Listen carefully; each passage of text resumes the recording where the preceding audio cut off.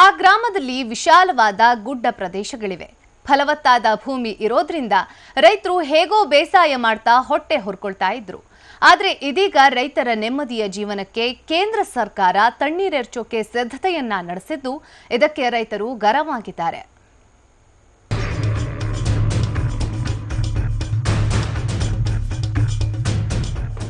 ಧಿಕ್ಕಾರ ಧಿಕ್ಕಾರ, ಕೇಂದ್ರ ಸರ್ಕಾರಕ್ಕೆ ಧಿಕ್ಕಾರ. ಬೇಕೇ ಬೇಕು, ನ್ಯಾಯ ಬೇಕು ಅಂತ ತಮಟೆ ಬಾರಿಸುತ್ತಾ ಕೇಂದ್ರ ಸಚಿವರ ವಿರುದ್ಧ ಆಕ್ರೋಶ ವ್ಯಕ್ತಪಡಿಸಿರೋ ಜನರು. ಕೇಂದ್ರ ಸರ್ಕಾರದ ನಿರ್ಧಾರದಿಂದ ಬದುಕು ಕಳೆದುಕೊಳ್ಳೋ ಭಯದಲ್ಲಿರೋ ರೈತರು.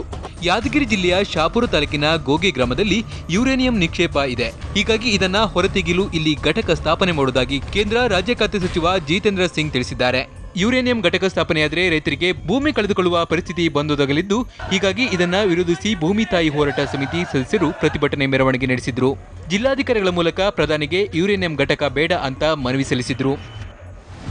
ಅವರು ಟೆಸ್ಟಿಂಗ್ ಆಗಿ ಸ್ಥಾಪನೆ ಮಾಡಿದ್ದರಿಂದ ಅನೇಕ ರೋಗ ರುಜಿಗಳು ನಮ್ಮ ಗೋಗಿ ಗ್ರಾಮದಲ್ಲಿ ಕಂಡು ಬಂದಿದ್ದು, ಆಮೇಲೆ ಕುಡಿಯುವ ನೀರು ಕೂಡ ಕಲುಷಿತವಾಗಿ ಬರ್ತಾ ಇರುವುದರಿಂದ ಬೋರ್ವೆಲ್ ಮತ್ತು ಇನ್ನಿತರ ಬಾವಿಗಳಲ್ಲಿ ಕೂಡ ನೀರಿನ ಪ್ರಮಾಣ ಕಡಿಮೆಯಾಗಿ ಅಂತರ್ಜಲ ಕುಸಿತಗೊಂಡು ಅನೇಕ ತೊಂದರೆಗಳು ಇರುವುದರಿಂದ ಈಗಾಗಲೇ ಹೋರಾಟ ಮಾಡಿ ಆ ಘಟಕವನ್ನು ಬಂದ್ ಮಾಡಿಸಲಾಗಿತ್ತು.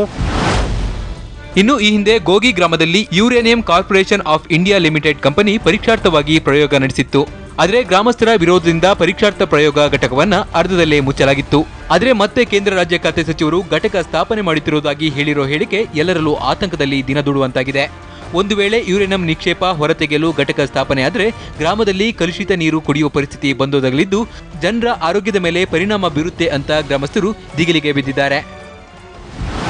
ಭೂಮಿ ಕೊಡೋದಿಲ್ಲ ಅಂತಂತ ಎಲ್ಲ ಜನರು ಒಗ್ಗೂರ್ಲಿಂದ ಗ್ರಾಮ ಪಂಚಾಯತಿ ಗೋಗಿಯಲ್ಲಿ ನಿರ್ಣಯ ಕೈಗೊಂಡು ಸಾವಿರಾರು ಜನ ರೈತರು ಸಹಿ ಸಂಗ್ರಹಿಸಿ ಇಲ್ಲಿಗೆ ಯಾದಗಿರಿ DC ಆಫೀಸ್ಗೆ ಬಂದು ಇದು ಸ್ಥಾಪನೆ ಆಗಬಾರ್ದಂತಂದು ಒಗ್ಗಟ್ಟಿನಿಂದ ಮನವಿ ಪತ್ರ ಸಲ್ಲಿಸಿರ್ತಾರೆ.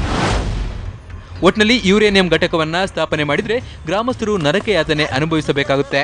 ಹೀಗಾಗಿ ಈ ಗ್ರಾಮದಲ್ಲಿ ಯುರೇನಿಯಂ ನಿಕ್ಷೇಪ ಹೊರತೆಗೆಯುವ ಘಟಕ ಸ್ಥಾಪನೆ ಮಾಡಬಾರದೆಂದು ಗ್ರಾಮಸ್ಥರು ಆಗ್ರಹಿಸಿದ್ದು, ಸರ್ಕಾರ ಇದನ್ನ ಹೇಗೆ ನಿಭಾಯಿಸುತ್ತೋ ದೇವರೇ ಬಲ್ಲ. ಅಮೀನ್, TV9 ಯಾದಗಿರಿ.